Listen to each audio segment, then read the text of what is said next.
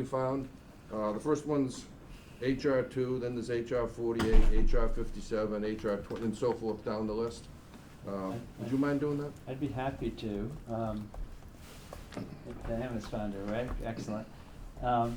So, does everybody have the memo? I circulated it by email. The Boyle? And I can email it. You had Here's it some already. paper versions. Yep, yeah, I printed a few versions. These are Um, minutes. So, That's the minutes. I started with first I didn't. the context for this memo is the commission, is the law that created this commission that requires us to do two things. One, or requires us to do many things, but two of them relevant to this subject. Recommendations as to the scope and language of one or more constitutional amendment languages, resolutions that would address the problem and policies described in question 2, and that would be prudent for the Commonwealth to ratify. Number 2, an analysis of the constitutional amendments that have been introduced in Congress to date in response to the Supreme Court's decision in Citizens United. So, analysis is too strong a word to use to describe what I did. Rather, I tried to list and provide the language of all of the amendments that have been introduced to Congress. There's a link that are pending in the current Congress, the 116th session, in the House and/or Senate or both, and there is a link to a unitedforthepeople.org site that lists all of the amendments that have been introduced since the Citizens United decision in the Congresses over the past 10 years. Most of those are the same as the ones described here, but there may be some others, so I encourage you to browse those if you wish. In describing the different amendments, which I can walk through in a second, I set out 10 key questions for us, just to give us some context as we're looking at the language of these different amendments that come out of the language of the law that created the commission, to be thinking about language that best empowers the people, whether through Congress, the states, or ballot, or otherwise, to regulate and limit election contributions and spending, to eliminate the undue influence and corruption of money in our political system, protect free speech rights of all Americans and the free press, and ensure participation and representation of all Americans as equal citizens. That language, again, is quoted more fully in the memo, but that comes from the policies that the Commonwealth has asked us to make recommendations about, what amendment actually does those different things.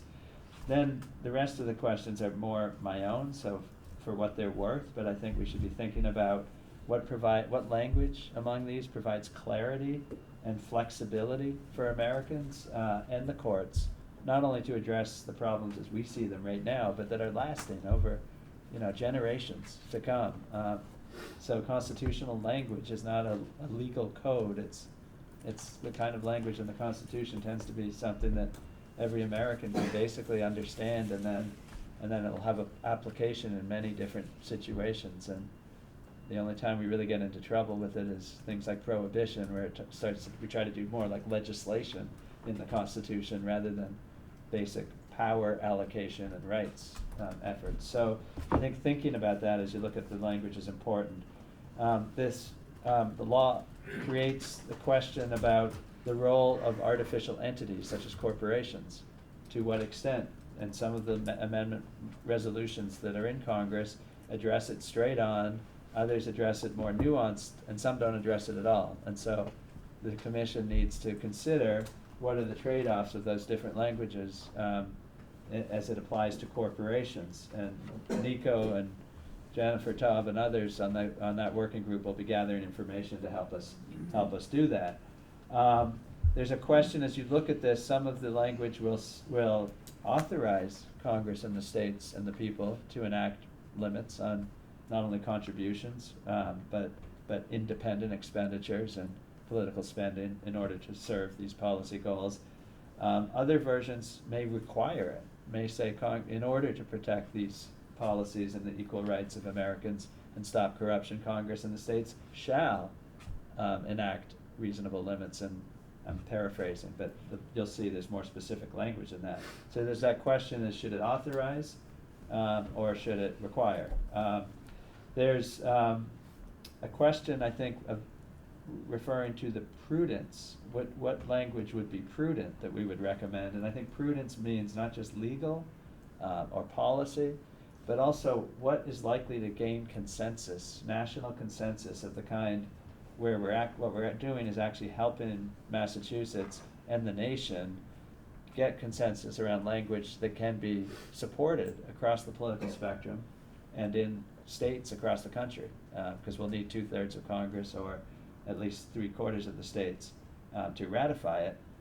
So that's a consideration that's within our mandate, not just perfect language, but some application of our judgment about what can get consensus.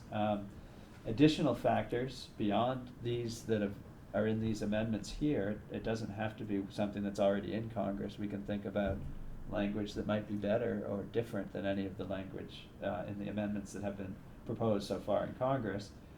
And then I think there's a question about, as you'll see in the different language, that of the different resolutions, about what do we anticipate and think is best for the role of the Supreme Court, and reviewing situations, and many, many situations will arise after the amendment's in place, where there's a judgment about, did a regulation go too far? Is it protecting free speech? Is it doing, some of the amendment resolutions you'll see basically say, spending money in elections shall not be considered free speech. That's basically a way of saying the Supreme Court doesn't have a review of that. Others create guidance essentially for the Supreme Court, but doesn't just flat out say money isn't free speech. It gives guidance to the court about other factors like anti-corruption and the equal rights of Americans and things like that to get better judgment on future cases. But there's some consideration I think we should give to what of the different language approaches, what's the best one, the best way to be anticipating situations that arise where there will be questions and challenges, legal challenges to campaign finance reform, and how should those be resolved. This amendment language actually creates the guidance for that, and we should get it right if we can. And then I think too, Greg Blonder of the Republic has raised this point, and I think it's raised by our law. There are recommendations where we should be saying, okay, apart from this amendment language, are there processes or sort of systems that we can create that can help build consensus around the amendment, and not actually decide the amendment shall be X according to our judgment of 15 commissioners, but to say we recommend that Massachusetts create a process that allows the best amendment language to get drafted. So with that, those questions are, I'm probably taking too much time, Mr. Chair, but I wanted to set the context for this. The most quick review, the most supported amendment in Congress in terms of number of co-sponsors is HJ Res 2 in the House, SJ Res 51 in the Senate. And when I say those are identical. Those are identical. Right. It's a joint resolution because an amendment has to pass the Senate and the House by 2/3 if it's not being proposed by a convention called by the states. But if Congress is proposing it, 2/3 of the Senate and House have to pass the same language. That language is in. Is that in the memo? Yeah. The votes? No, that process isn't described. All right, So because that we to can- me seems like it would be part of an analysis Yeah. of what is done. So that was gonna be my question, is what Okay. ended up happening with these, how much support did they get? There goes my A Bipartisan from sponsors, so Professor. That's okay. You're only down to An a analysis minus. left that out. So you're right, that's quite right, 2/3, and so 2/3 of Congress is 290 members of the House, 67 of the Senate. This resolution. We know those numbers all too well. Yeah, that's described has about 175 in the House so far, and 47 in the Senate. All Democrats and 2 independents in the Senate, 1 Republican joining the Democrats in the House so far. Section 1 basically does the. Rather than work through the Yeah. details, Yeah. okay. Yeah. So there's Yeah. that one, could you just give us the overview of the other 7?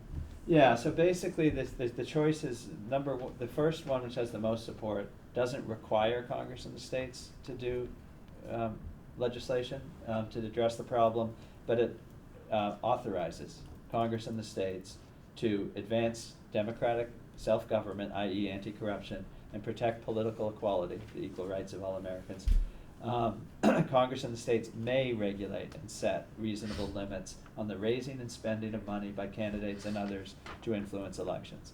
Translation, those Supreme Court decisions that said Congress and the states can't do that in areas like independent expenditures, or corporations and unions in the areas of independent expenditures, Massachusetts could enact limits. Things like the McCain-Feingold law, things like the anti-corruption laws in the states that have been struck down would be able to be enacted again, so there would be limits. Section 2 says that in doing so, Congress and the states can distinguish between corporations and human beings. Again. So Jeff, in the interest of time, let's Yeah. just quickly, so this is a viable option, it's in Congress, it's both branches, okay, it's something that we can go back and develop an opinion on. Yeah. The next one is, House 48? Yeah, 48 is in the House. It has about 65 sponsors.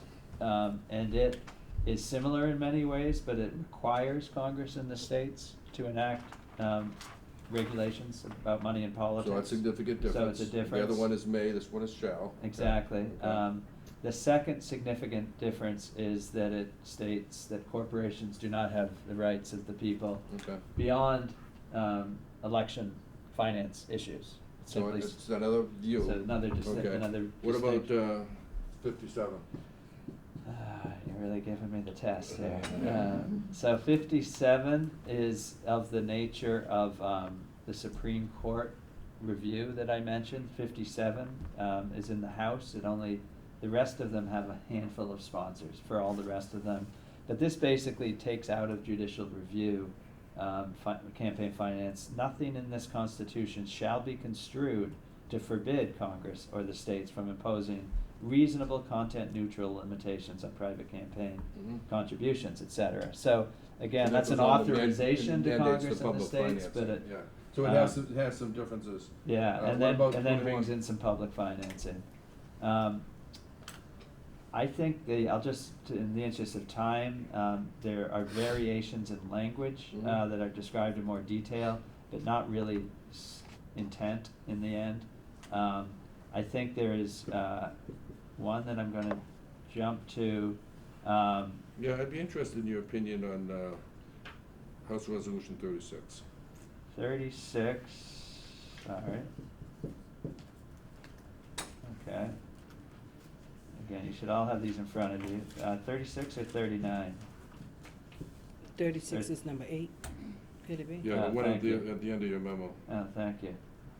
It's a Yes. Senate resolution. Senate J, Res 36. Yeah, okay, so this is a Senate resolution introduced by Senator Tester, does not have co-sponsors. It applies to say corporations do not have the rights of the people, essentially, and tells the court anywhere in the Constitution that says citizen, person, people, doesn't mean corporations.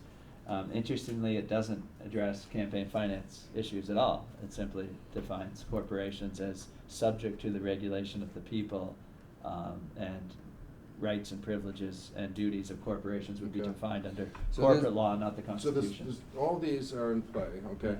Yeah. What would be your thoughts, I hope you don't mind me asking some questions, but Sure. what would be your thoughts as to what process this commission should use to filter down from this list a smaller set that we would seriously consider? Yeah, I would